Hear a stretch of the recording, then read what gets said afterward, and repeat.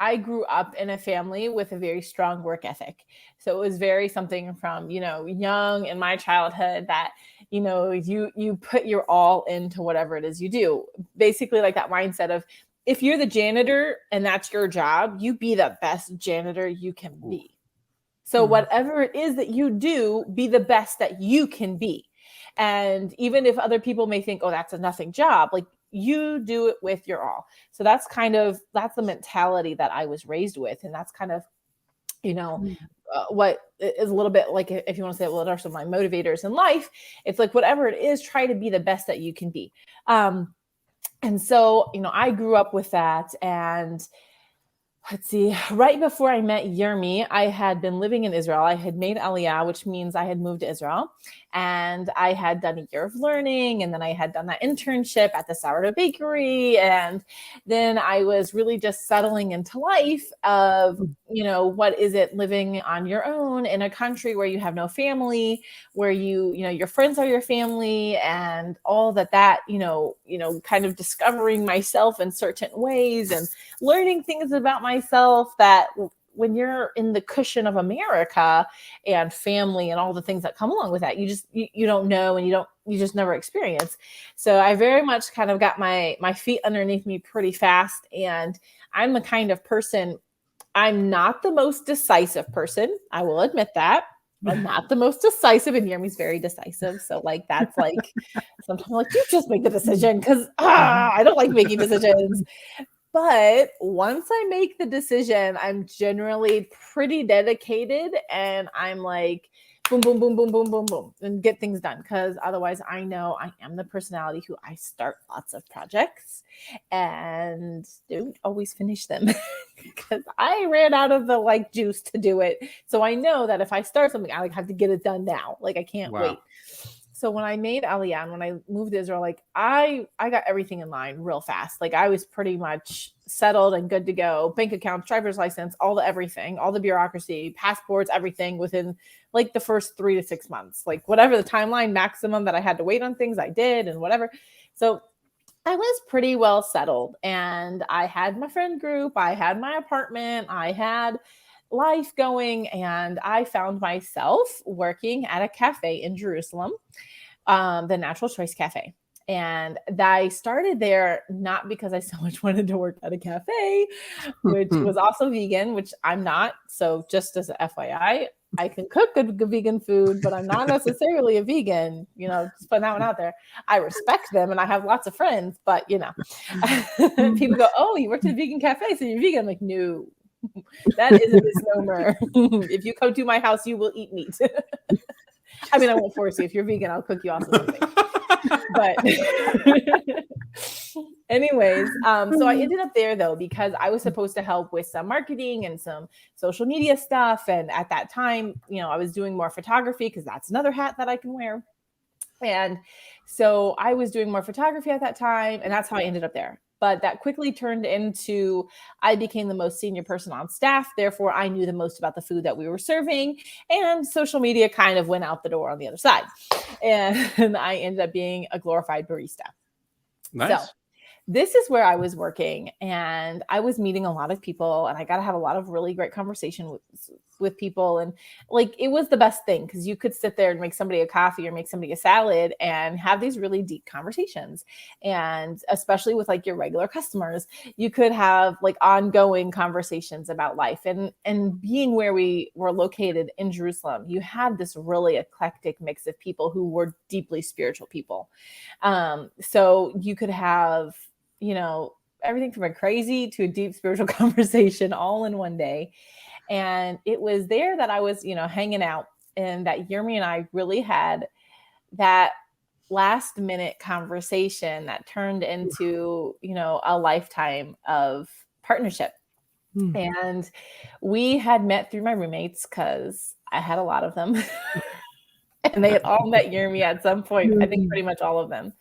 And had said, oh yeah, there's this guy. He's really great. We need to find him a match. Like, we should really have him over to these singles Shabbat dinner that we have. And like, we really should set him up. Does anybody know of somebody? And so I'm like putting my thinking cap on going, oh, who do I know for this guy? Like, who would want to go back to the States? And I don't know with this, like legitimately I was going with my friend, like, who could we set him up with? So I invite this Yermi guy over for Shabbat dinner. Well, actually my roommates did. And we did it multiple times. I mean, and every single time something came up. I was like, one time was his nephew was born and they had a big family celebration. It was his bris. And like, then I don't know what happened the other time, but like legitimate things got in the way. Like, it wasn't just like, oh, I wasn't feeling well, so I didn't show up. No, legitimate commitment came up. And so I'm like, well, okay, if you don't come, I can't set you up with anybody. It's a little hard. And so it just ended like, and then we got chatting, I think, back and forth a little bit. And then one day I'm in my cafe working. Well, it wasn't my cafe, but whatever. I was working one day and I happened to be a shift by myself. And I get this text from this Yermi guy. And it says, hey there, would you like to go out for hummus? And I'm like, I'm working. He's like, oh, okay, well, when's your shift over? I'm like, I literally just started and I'm going to be here for like the next good bit. I close tonight or something. I don't remember exactly now. And he's like, oh, well, I'm leaving and I'm going to have to be on my plane. So I can't really do that. And I'm like, and so I even say to him, actually, it gets better. I say, oh, wow, have a safe flight. And like, I'm so glad I met you. If you ever come back, like, let me know. We'd love to have you for Shabbat. Like, you know, like that's just me. And that's how I treat everybody as FYI. And I said, by the way, so-and-so is also in Jerusalem today. If you wanted to say goodbye to them as well. I'm just like, I am the biggest blonde at this moment. Okay. Like, I had zero clue that he was at all even thought about being interested in me. Because I'm thinking I have to set him up with somebody. Like, that's where my brain's at. Innocent little me. I'm like, he literally just asked me out. But you know, whatever. I didn't calculate it as that. So then he's like, oh, well, maybe I'll just stop by. Is that okay? I'm like, yeah, sure. I'm in the cafe. Stop by. Say bye. It's all good. Life's great. So then, I don't know, a couple hours later, he stops by and we end up having this 10-minute conversation that took all of probably 45 minutes to an hour. And lo and behold, I find out he had tried coming to the cafe like a month before to see me, but he went to the bakery, which is next door. And then he asked for me and they looked at him like a crazy guy. Cause they're like, nobody by that name works here. Like, I don't know who you're talking about. And it's like, we're related, but we're like very separate. So they didn't even like realize who they were looking for. Like, it was this whole story. And, so we had a really great conversation and he leaves, he gets on the train, he's going back to his place to pack up and go to America. And he texts me and sends me a message or whatever from the train. You know, I am, kind of sad. Things never went anywhere, but it was great meeting you. Basically, have a nice life. And I'm like, oh.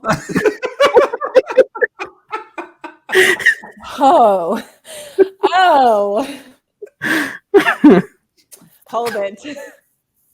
Oh man, did I just do that? Like, I wasn't until that moment that I'm like, oh, okay. Yes, this brain is really thick sometimes, people. I need it straightforward. You just got to be upfront with me. And wow, okay, but maybe not. Like, then there's also that doubt of like, no, maybe I'm reading into it. Maybe he's not really into me at all. And maybe, I don't know. Like, if he would have been, wouldn't he be like tried a little harder to get to know me? Like, I don't know. It's like, and he's going back to America, but just in case, like, let's leave this a little open. Wow. And so I messaged him. I said, hey, listen, just because you're leaving, it doesn't mean like, like, don't make things sound so final. because of how the wording. It was like, don't make things sound so final. Don't worry. Whenever you come back to Jerusalem, you'll always have a place to come and have a Shabbat meal. Like, no worries. And then that started a whole line of back and forth conversations. And then here you are today. That got us to here. I love how this went from the topic of God only gives what we can handle to, you know, it's like How I Met Your Mother, but Yermi and Liam style. But that's okay. Yep. Sorry, that was the long-winded version. No, that's brilliant. Also, I don't think I've never heard your side of it. Yeah. So that's why I kept quiet this time. You want to hear my side? You better get the book. Yes, exactly.